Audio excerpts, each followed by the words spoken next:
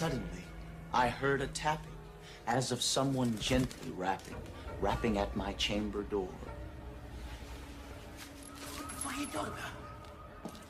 You heard me rapping, right?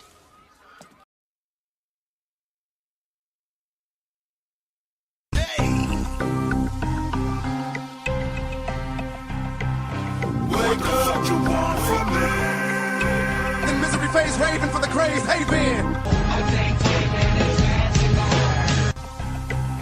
Wake up, wake up. What the fuck you want from me? The misery face raving for the craze haven. Step wrapped up just like the raven. Wake up, come on, come on. What the fuck you want from me?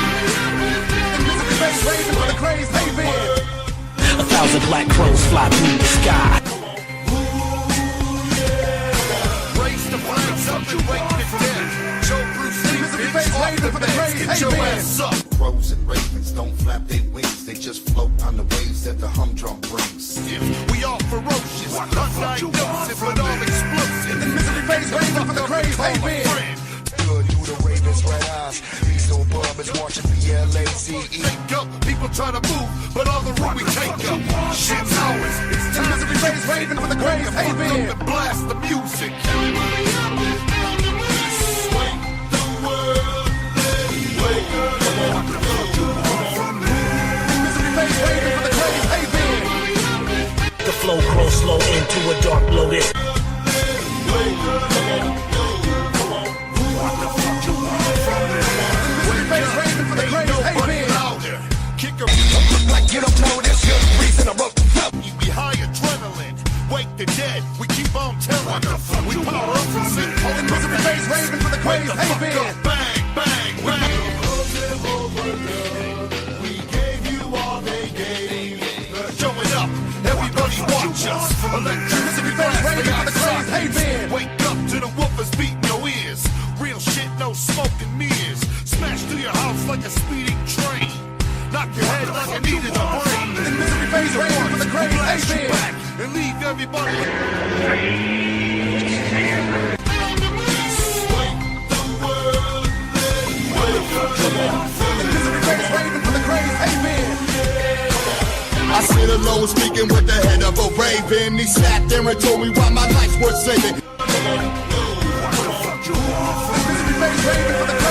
Wake up, don't fall asleep.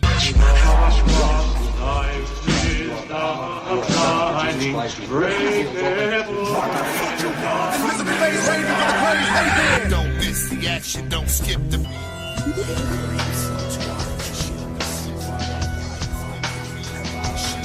What the fuck you want? Misery face raving for the craze haven. Don't skip the beat. Wake up, don't fall asleep. Don't miss the action. Don't skip the beat.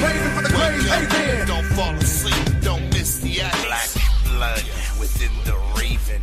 Have I been forgiven? A haven of crows watching squawking. The misery face raving for the craze haven.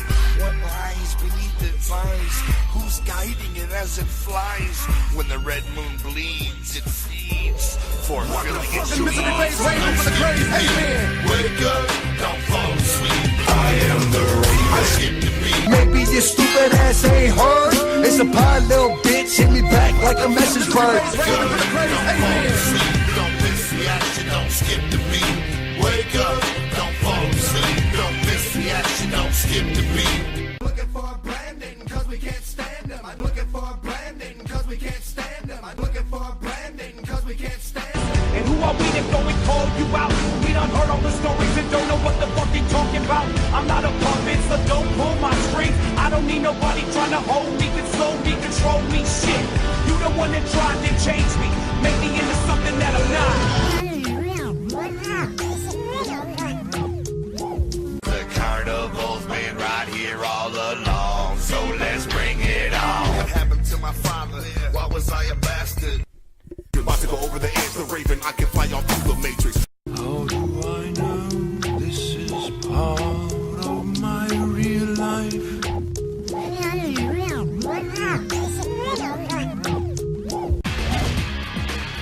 Time to swab the deck, me hearty.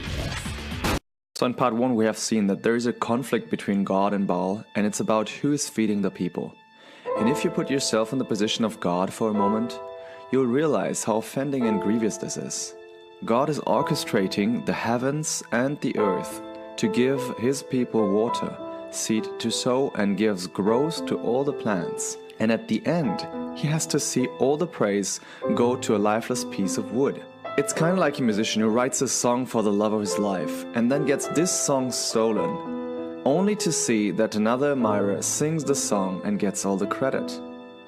We humans hate when somebody steals our glory, and God even more. So God calls a faithful man to speak for him, Elijah, whose name is "My God is the Lord." And he goes to Ahab and tells him that God will demonstrate that he is the weather god in withholding rain for 3 years. Now obviously, you can't break the economy and get away with it. So God warns Elijah to flee from Ahab's persecution to a creek, and God feeds him there through a raven. Now, it sounds a bit ludicrous, but if you believe God created ravens in the first place, why should God not be able to tell a raven to bring food to Elijah? But why does God use a raven? There's a deep spiritual lesson that God wants to give Elijah and us through sending a raven to feed Elijah. First, the raven speaks of loneliness. So God speaks to Elijah's heart to comfort him and showing him that he understands that he's lonely. And secondly, ravens, in a symbolic sense, are an instrument of judgment for those who mock their fathers. Israel had mocked her father by denying the fact that it was him who had cared for her and given her rain and thus food over the years, and in consequence, she lost spiritual sight. Thirdly, the raven is an unclean carnivore bird without any loyalty.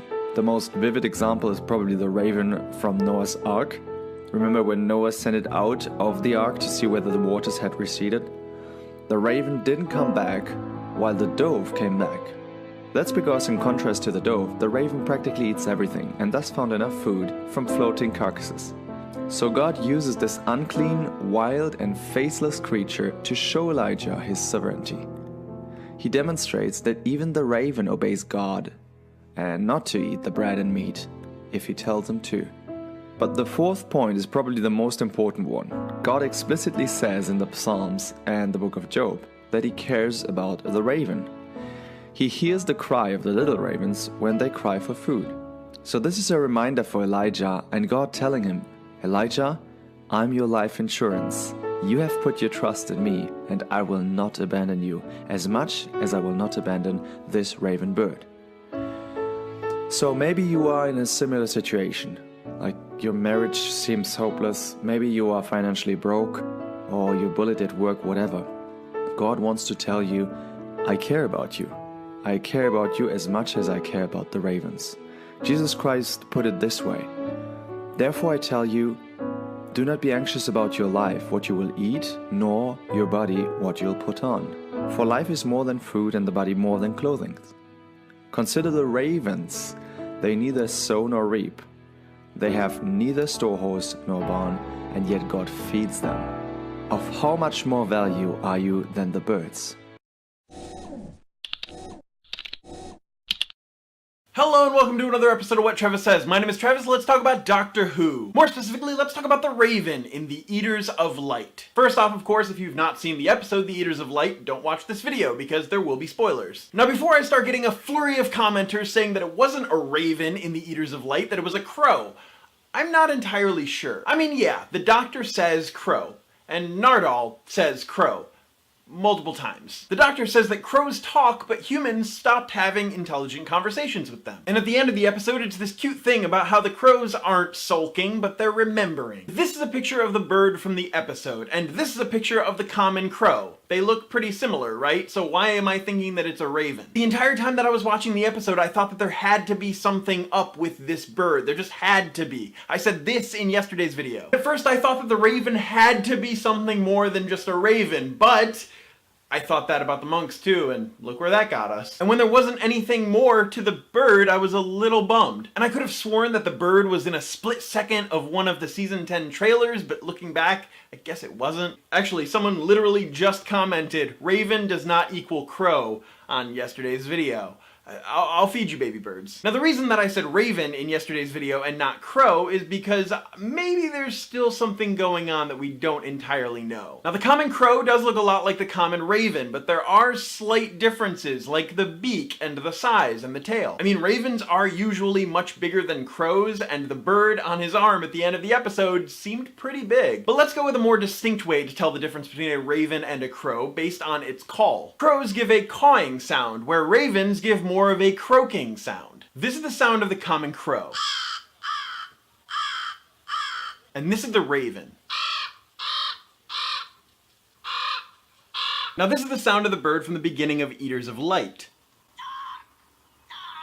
Now I wasn't entirely convinced myself that it was a raven in the episode, so I looked up a huge list of fauna from the Scottish Highlands. As it turns out, there is a species of crow which is indigenous to the Scottish Highlands. This is the hooded crow, and it looks nothing like the bird from the episode. However, do you know which blackbird is indigenous to the Scottish Highlands? This, the common raven. And this is the bird from the episode. I don't know about you, but I'm pretty convinced that that was a raven in the episode. So let's say for the sake of argument that it was a raven in the episode. That couldn't possibly change the storyline at all, could it? Well, in literature, there's much more significance to having a raven than having a crow. In Roman mythology, ravens are associated with Apollo, the god of prophecy. It's said that the raven used to be white until Apollo got upset at the raven for lying and changed the raven black. At the same time, ravens have long been considered the bird of ill omen and death, and we do know that the Doctor is regenerating very soon. Ravens also stand as a symbol of grief caused by loneliness, and they are a symbol of loss. And in Celtic nations such as Ireland, Wales, and Scotland, ravens are associated with warfare and the battleground. I'm sure the birds in the episode hang out in that area all the time, but this episode centered around grief and loss on the site of a battleground. And this is not the first time in recent years that the Doctor has had an adventure involving a raven and those undertones. You know, maybe a story with someone who had to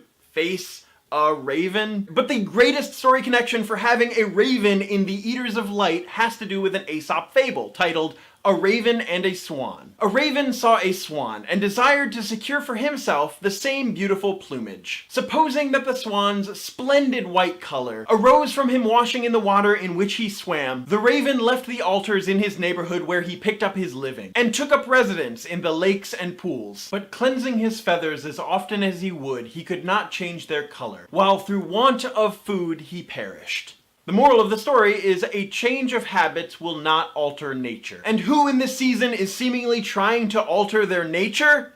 Missy. Missy is pretending to be good, or she's actively trying to be good. I'm sure most of us believe that it's not going to last. But hey, that's just a theory. A who theory. Thanks for watching. When it comes down to it, I'm sure there's nothing more to the bird than it being a crow, raven, blackbird, whatever. I'm probably just reaching, trying to make twists where there don't need to be twists. That's how my mind works sometimes. That's why nearly all of my NaNoWriMo stories have twists. That's why I really enjoy watching shows like The Twilight Zone. I like unpredictability. I like when hidden plot points make sense. I like surprisingly good storytelling. But we do know that Missy was there throughout the entire episode, claiming that she couldn't leave the TARDIS. Maybe she sent the raven out as sort of like a messenger, or maybe she was the raven. Nah. Anyway, what do you think? Do you think that it was a crow, or do you think it was a raven, or does it just not matter and you watched all the way to the end of the video just to... I don't know. If you've watched the video this far, thank you so much for putting up with my crazy, weird theory mind where I just try to make things seemingly more complicated than they actually are. As always, my name is Travis. Thank you for listening to what I have to say, and you will see me tomorrow. Thanks for watching.